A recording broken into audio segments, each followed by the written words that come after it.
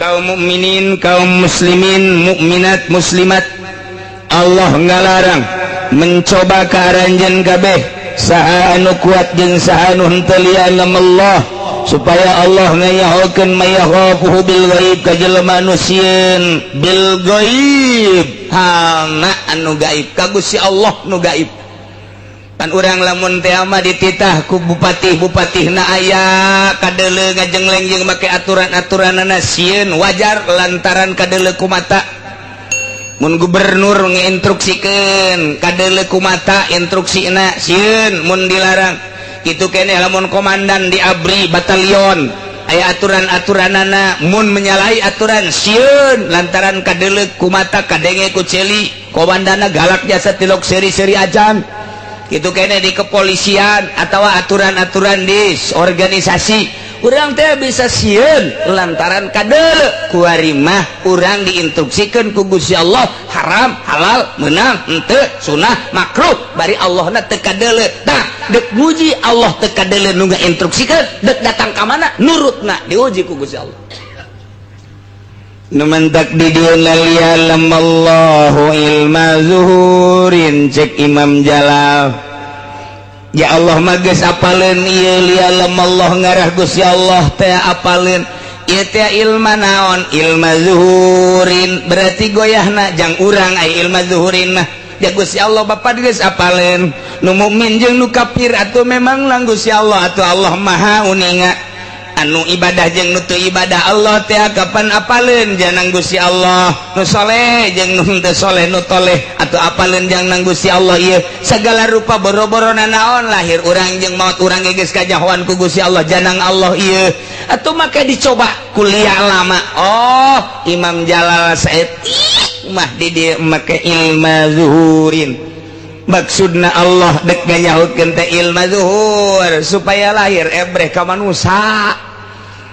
jadi lain ke Allah ngan disalandekeun ka Allah supaya kanyahoeun ku maraneh kabeh wahai para manusia saha anu iman jeung saha anu teu iman ka Gusti Allah saha anu kuat imanna jeung saha anu teu kuat ka Gusti Allah na ieu teh jang lanjut bisa kadeuleu khususna halayak rame umumna ka Kangjeng Nabi Muhammad mad deuleu ku anjeun instruksi ieu saha anu kuat jeung saha anu teu kuat begitu truk diinstruksikeun manu kalali berdiluhureun sirah sedengkeun haram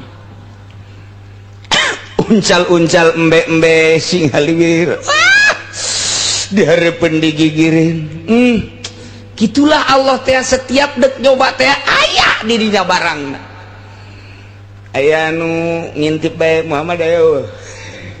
Muhammad ayo emang kurang itu aing mah pokona mah aya Muhammad mah deuk diala bae lauk manuk ieu waduh mun ku urang dijual manuk itu tuh hijina ge sakitu mun urang menang 10 mun 100 geus muji kitu bae cek nu saurang deh ulah kitu tetep bae lain ka Muhammad na Muhammad mah instruksi doang kanu mah gaib lah Allah mah teu kadeuleu ieu urang Arab ge kos kitu urang Arab tah urang Arab ge saru teu kadeuleu aing mah asal ku Muhammad bae ulah kadeuleuna izin aing ku Muhammad mah tapi lamun ku Allah mah pan Allah mah teu kadeuleu gaib Allah mah ya urusan urang jeung Allah waduh itu tuh embeleuweung waduh ngabring gitu tuh aya sabaraha tuh waduh aya 20 hijina sabaraha waduh lamun 20 waduh Muhammad ayo tole ulah sok kitu engke Muhammad nyahoon eta hampir urang Arab nguji kitu kabeh hampir teu kararuat masyaallah teh ketika diuji kitu teh hampir teu kuat nah kuari teh riba kredit saha coba kuari di imah mana nu teu ngridit di imah mana anu henteu boga TV iya dicoba ku Gusti Allah saat babari jasa baheula mah urang deposito ka bank ke anakan atawa atuh ayeuna mah urang nunda duit kemudian cokot bungana baik eta teh gitu tabungan khusus atawa memang nyimpen bae geus kadeuleu bungana per bulan mun sataun wah bisa ngundak-ngundak jeung tambah-tambah Warima urusan kredit. Aduh, beli motor cukup bae kamari mah 2 juta DP, kebelah dieuna 1 juta DP, kebelah dieuna 500 DP. Per detik ieu 100.000 DP hutang. 100.000 ge hutang. Deuk kumaha deui coba? Mulai kuari diharam-haramkeun ku kiai nu kamari diharamkeun ya kiai na ge ngridit ye. Kiai na ge sukut kuari. No comment.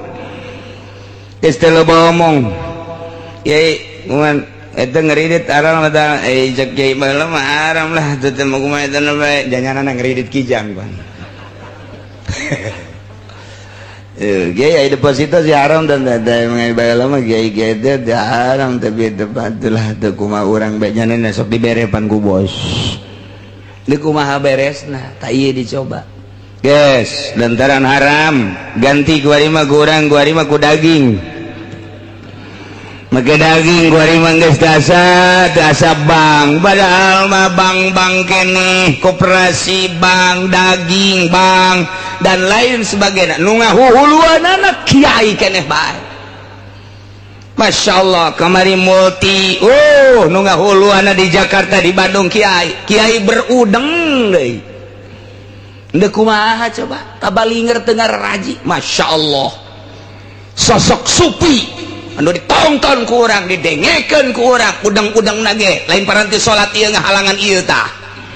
ya ge sunah make udang-udang ge tamum eta teh apa dikaluhurkeun jang salat di luar salat mah teh sunah ayeuna nama di luar salat jeung di jero salat make kos kitu bae ieu na kahalangan sujudna ka mana bego nyana kapan jadi kekentongna ngaji henteu sih nusa benerna lamun jana geus dipromosikeun di Jakarta kiai sakitu intelekna promosi multi level di aji atuh mantak naon coba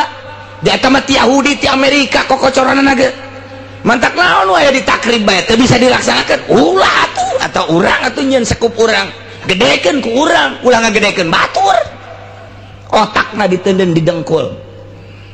lantaran ieu mah bang ieu mah lain baca tuh baca ku mata nu jelas besi dikerebekeun ka di neraka. Masya Allah. Nah iya kuari bang dicoba ku Gusti Allah ambalayah geus puguh bang ngajegir gedung ti pakotaan kuari di kampung ambalayah terus geus kredit nah ye awas ya ayyuhalladzina amanu hai jelema nu ariman ka Gusti Allah rek larek awawe la yabluwannakumullah yakin Allah bakal nguji ka aranjeun ka babisain ku kreditan tanaluhu anu bisa babari dicekel aidikum ku leungeun daratang sorangan kredit teh ka imah dek ngredit mobil datang dek ngredit motor datang diangsong-angsongkeun ka imah komo ai gincu mata madu geus das warima hukum nu galalde mah urang kudu lempang ka ditu tapi tetep bae babari ieu dilarang ku Gusti Allah lialam Allah ngara Allah nyahoeun maya qafuhu bil gaib ka jelema anu sieun ka Gusti Allah secara gaib sieun teh ka Gusti Allah Allah teh Allah teh teu kadeu ku urang tapi Allah innallaha ma'ana neuleukeun ka urang saha coba maya qafuhu bil gaib nu sieun ka Allah begitu datang angsongan kreditan ka urang inget ka Allah Allah neuleukeun riba ieu kajian kukumaha ge henteu abdi moal ngredit moal abdi moal kadeuleu tegerna iman di jero dada tawaran deui ieu mah kredit tapi murah bungana teh 1% teh 10% acan ieu malah ngan 2% doang ngan rada relay rada panjang nah ieu mah DP na ge cukup 100 moal aing mah geus boga meuli cash bae moal aing mah kadeuleu tegerna Assalamualaikum bagi bah belum ada motor ya di sini iya belum ada ini ya udah saya bawain deh mau pengen motor apa nggak punya uang gampang uang mah udah tiap bulan aja ya kecil anu oke nya 3 tahun dah udah ini mah ya udah bawain satu dah tuh iya teh kan geus leutik ya tah leutik iman di hate jelema eta leutik iman di dadana Pagi Kiai pagi, aduh pagi sibuk ya, suka kemana aja ya, kadang-kadang atuh undangan ya, muludan aja. Kalau nggak punya kendaraan sulit Kiai. Iya emang. Udah saya bawain aja di sini, mau Avanza ada, mau Kijang juga ada, mau apa juga ada. Udah yang penting berapa itu? Udah gampang mau sama saya mah, yang penting mah ada KTP sama itu aja, surat keluarga, udah gampang dah. Aduh itu aja nah.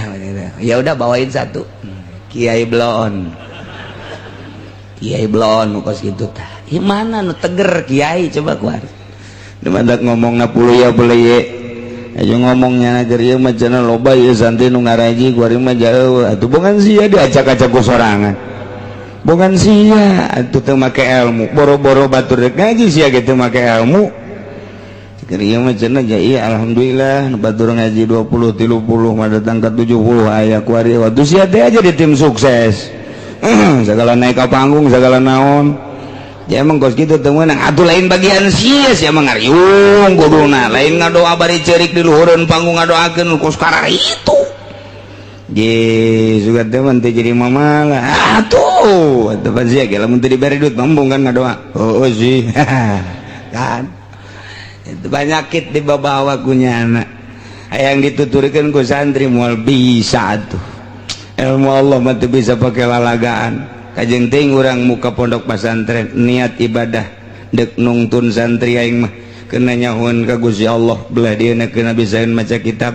kabelah dituna keuna nyahoan ka Gusti Allah abah ibadahna mantep, niatan di jero hatena modal kos kitu. Aju pre bae kiaina sabulan sakali ngajina dituturkeun bae. Dituturkeun bae. Ngaji mah kos kitu.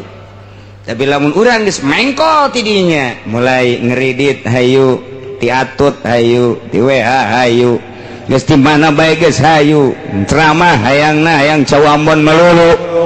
moal dituturkeun. Kok bisa kitu Kiai? Lantaran pasantren mah neuk ngembangkeun ilmu Allah non teknis. Cek urang ketos non teknis nyaho aing teh nyaho eta. Di luar teknis pondok pasantren mah Islamun pondok pesantren maka teknis, cara pondok pesantren modern dunia tamah. Pesantren mah non teknis, teu kudu make teknis pesantren mah lantaran dek nungtun jelema dibawa ka Allah, asal dirina madep ka Allah bakal dituturkeun. Teu kudu make teknis-teknis. Udangkeun budak peuting tahajud. Berjamaahkeun tahajudna.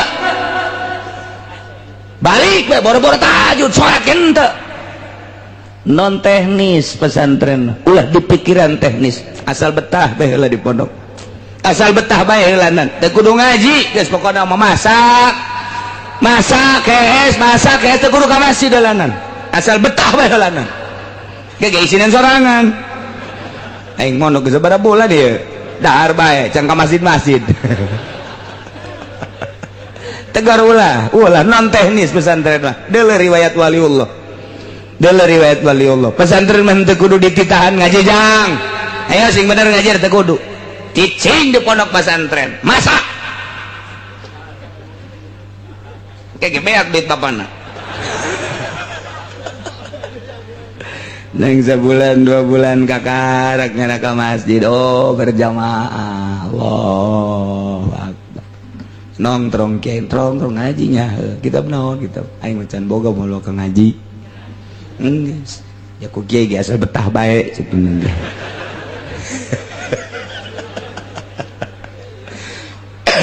Teu aya aturan ngaji teh aya aturan sing ade ulah salah lantaran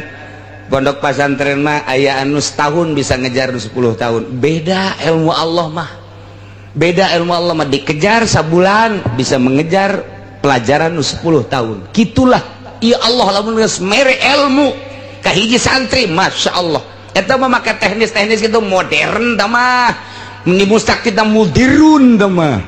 moborot pondok pesantren mah tiba heula ge sok kira tiba heula ge santri botakan kos du frustasi ka masjid kabelah dia geus embungnya sih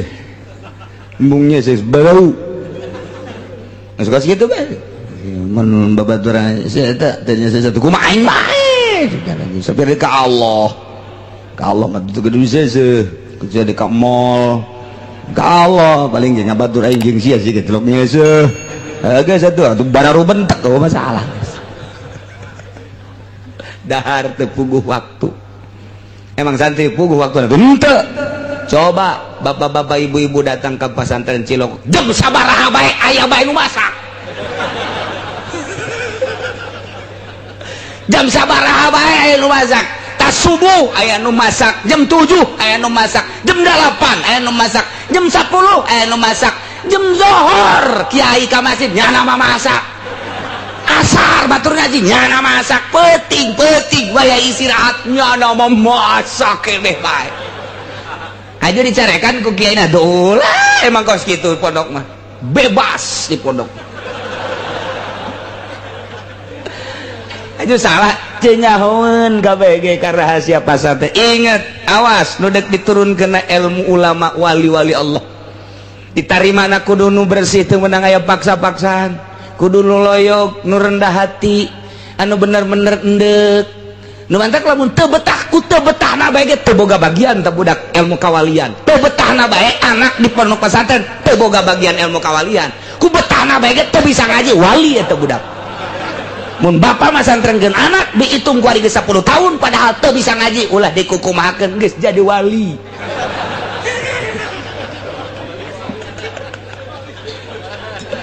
ye bang bah lain deui atuh lain deui pondok pesantren teh meunang aya aturan-aturan eta mah aturan-aturan ge sewaktu-waktu teu berjamaah saleter eta mah sakadar ngagiatkeun doang kiai teh teu salat subuh berjamaah saleter di jero hatena mah biasa-biasa supaya budak giat doang kebelah dituna geus giat batu geus henteu deui mana aya nu langgeng aturan di pondok pesantren tuh biasa bae tuh sabulan 2 bulan guys jangan rada betah mulai ngaji sorogan ilaman lawan mina bina matu ambilin baru anjir matu bukan matu kita bang ngaji di pondok makos lalagaan nanti atuh mana bayadun leng saminggu tuh ngaji ngaji tadi pohon deui ya tatepkeun bae geus geus kitu bae pokona pondok pesantren mah setahun 2 tahun 3 tahun 4 tahun 5 tahun 6 tahun aya muludan di mana ceng sia pesantren geus kebal coba sia jadi MC tukang ngatur-ngatur teh siap padahal mah aing can bisa ieu sebenarnya ngan pantang mundur santri mah konsepna ti ditu mundur komo bab ngariung mah jadi MC ngadadak bisana santri emang dididik ku guruna titah jadi protokol henteu pendidikan protokol pendidikan MC begitu bisa nyana kebeneran deui korina jeng korina can datang hawasina aceng banyak siap nyana pan jadi kori pohara jasa pan ya beda sautak saeutik lah beres teh atuh sambutan tuan rumah aceng bae lah sambutan tuan rumah sakalian geus gas mau balik lambat macet nyaw datang nyaw teh aceng siap diborong ku sorangan bae datang ka imam nya ngalamun bae aing sina naonan cenah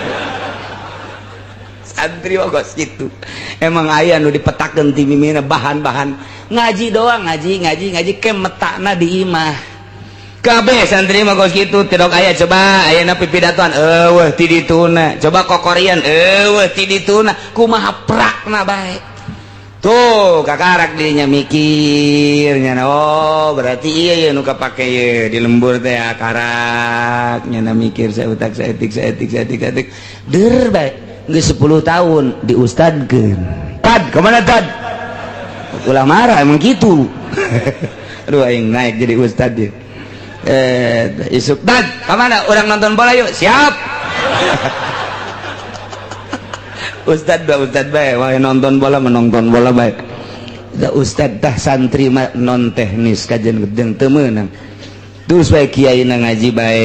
lillahi taala teu meunang marah ka santrina teh ai lain boga maksud tertentu mah kecuali boga maksud tertentu ngadidik ku cara marah masalah breng 10 tahun 15 tahun kadeuleuh ku ari padahal mah di pondokna tilok ngaji tapi di imah nama Masya Allah kapake tuh cek lembur teh ajang ulah ka mananya ieu masjid dia jauh deui di kokolot teh aing dipikolotkeun burung jeung nya nah hatena seserian siap sapira jadi imam santri ogos gitu. Eueun teu maju kabeh ge maju dak di Jakarta coba nu nyekel-nyekel masjid pondok pesantren naon kata mushola santri salap mayoritas hampir 70% Jakarta nu aya di masjid urang Pandeglang urang Serang urang Tangerang salap di Bandung sarua bae masjid-masjid dicekelan ku bangsa nu keluaran lain salap masyarakat teu narima heran dipaksakeun ge lain bae cak teh lain kos kitu lain tempatnya belum keluaran salap Masya Allah salah sautak setting banget maafu naon eta tereuhna basicna awalna memang maksud ibadah jadi ngeunaheun dibawana endek ibadah dibawa kudu sok ibadah nikmat tapi lamun masyarakat dek ibadah dipimpin kuno lain ibadah duduiteun lain deui bae hatena jadi tesapa godos antara masinis jeung muatan lain deui sakitu hebatna capetang nya teh lamun khutbah capetang hate teh lain deui bae kunaon maksudna lain deuk ibadah lantaran santri mah didik nedek ibadah ngeunah eta mah variasi doang berkat-berkat mah kos kitu mah ibadah tuh matak pondok pesantren mah teu bisa kitu geus lamun kiaina mahiwal jadi tim sukses di partai misalnya kiaina milu di Golkar sabaraha kiai nu runtuh Tangerang Serang Pandeglang teu kudu ka Jakarta teu kudu ka Jawa Tengah Jawa Timur ambuk naon eta niatanana geus lain deuk ka Allah deui tah mantak sing hade ieu kredit ieu panyakit ka kiai kamari mah cenah aya nu nuturkeun aing ngariung ge onang kuari henteu atuh sia teh kuari mah geus boga apaan sana ngredit goblok kamari mah ku masyarakat teh punten mama kuari mah punten mama nu kan aya kanan kuari mah geus di luar nyaritakeun nah lain kiai kumaha kos kitu ngridit lain kiai kamanya nama jangan doana ge ini tim sukses lain kiai di satu kantor kos kitu beda geus teu nyambung penyakit dibawa ieu la yabluwannakumullahu bisyai'im minas sayd Gusti Allah teh nyoba ka ahli Mekah ka urang Arab lantaran kehidupan orang Arab teh ngabuburon dicoba ku Gusti Allah supaya ulah ngabuburon kebenaran harita teh keur ari ihram mereka Mekah wa hum muhrimuna jan selanjutna ge lain keur ihram ge ieu teh tepati bagus sabenerna mah dina kahirupan maisha teh urusanana ngabuburon kurang bagus nu paling bagus mah tani nomor kedua dagang eta nu paling hebat mah maisha nomor kahiji tani nomor kedua dagang geus sakitu dagang na ge sing hade deui tani na ge sing hade ku ayeuna mah nah lialam Allah maksudna Allah dek nembongkeun ka nyaho Gusti Allah ge lain Allah supaya nyaho lain Allah teh dek nembongkeun ka nyaho Gusti Allah nu Gusti Allah geus apalin ilmu zuhurin supaya kanyahoan ku urang saha nu imanna mantep ka Gusti Allah jeung saha nu imanna teu mantep ka Gusti Allah bakal kanyahoan ku urang kanyaho Allah teh bakal kanyahoan ku urang mantap ilmu zuhurin ya Allah setik mantap mayakhafuhu bil ghaib begitu diharamkeun titah ulah ngabuburon saat harita teh awas sing ade lamun masih kene aya anu ngarumpak larangan faman yatada ba'da zalika falahu azabun alim sahabai jelema anu ngaliwat wates takabur berarti tina sabada dilarang ku Gusti Allah teu meunang ngabuburon ibrak nyana pasta dahu terus bae nyana ngabuburon padahal mah geus dilarang ku Gusti Allah berarti nyana teh teu ngadenge kana larangan Gusti Allah ieu mah awas diancam ku Gusti Allah falahu adzabun kuari geus dilarang ku Allah ku Gusti Allah bang bunga bang haram kredit haram tapi nyana terus baik berarti tada teh pamanita da sahabat kiai, pamanita da sahabat ustad, pamanita da sahabat tokoh, pamanita da sahabat masyarakat, mukminin mukminat sahabat anu ngaliwat ku atas takabur berarti geus diharamkeun kredit, diharamkeun buka bank terus bae cak Allah falahu azabun siksa wae. Tinggal nyaritakeun siksana apakah di akhirat apa di dunia kila cek sakaol mah di akhirat siksana engke bakal dibeuleum ku Gusti Allah dikerebekeun ka neraka jahanam naudzubillah min wakila cek sakaol mah fid dunya wal akhirah minimal jelema anu ngridit jelema anu ngadahar riba bakalna diberena hamwal hazan bingung pikiranna bingung. Nomor kedua gede beteng betengna gede lain gede beteng ai gede beteng mah reuneuh ieu mah betengna gede beda gede beteng jeung beteng gede lain deui mun di kulon mah lamun di wetan mah nuju gede beteng di urang gede beteng reuneuh aya mah betengna gede lain deui aya ribaan dayut betengna dayut nyana mah eta teh tanda bahwa eta teh osok ngadahar riba cek nu gendut teh tapi teu ngadahar aing gendut padahal teu ngadahar ulah kasinggung we untung teu bae ieu mah keur carita panyakit di dunia teu teu bae aing sial cenah kiai gendut jan teu aing mah bab jelema teh ayeuna sakarakter jeung satipe aya jelema memang ku Gusti Allah dijieun postur tubuhna kuru bae sanajan gembul ge kuru bae teh mah aya jelema teh mun daharna gede lintuh mun daharna leutik kuru aya anu jelema teh saeutik bae daharna sanajan saeutik tapi lintuh bae beda-beda teh mah ngan ieu mah keur carita nyaritakeun falahu azabun alim ieu nu asli nama jaga engke di akhirat geus teu samar deui ngan cek sakaol mah sarua di dunia ge bakal dibere di dunia di akhirat na jelas di dunia na hiji bakal dibere penyakit penyakit hazan penyakit syak jadi ieu bingung bae prihatin bae mang bae eta teh suuzon ke ka jelema suuzon bae coba ge kiai anu asup Golkar mah ka jelema suuzon bae kiai anu asup ulah asup Golkar pamarentah bae nyana sering jeung pamarentah bae nyana asup di jero suuzon bae ka jelema teu meunang nanaon suuzon bae mantak boro-boro jadi wali jadi solihin ge lain diganti ngaran moal lantaran suuzon coba lain lalagaan asal kiai geus bergelut mukhalid jeung pemerintah suuzon teh terus bae kasasaha ge suuzon bae lain cakula sehingga ada besi pajar cakula buka ge kitabna dina tafsir lain cakula kula mah ieu mah ngan nyambung lidah doang ngan kadengna ti sungut kula cabok sia ku aing suuzon bae ge asal geus aya ka pemerintah bae kanu lain teh suuzon bae tapi lamun cekas kiaina waya jeung pemerintah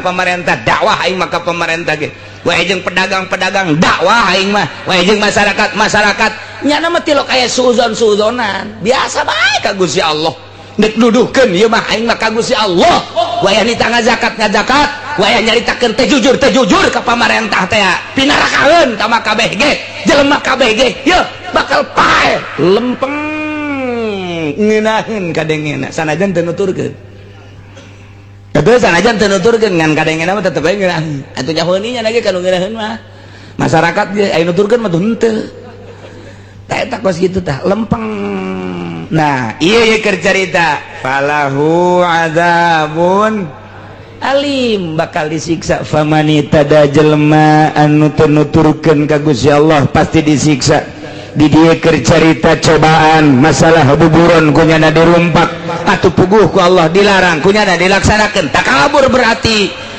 tenurut ka Gusti Allah pasti disiksa anak puguh ku Gusti Allah dilarang ngeridit teh terus baik motor ngeridit sepeda ngeridit imah ngeridit dahar ge ngeridit terus baik tak eta teh falahu adzabun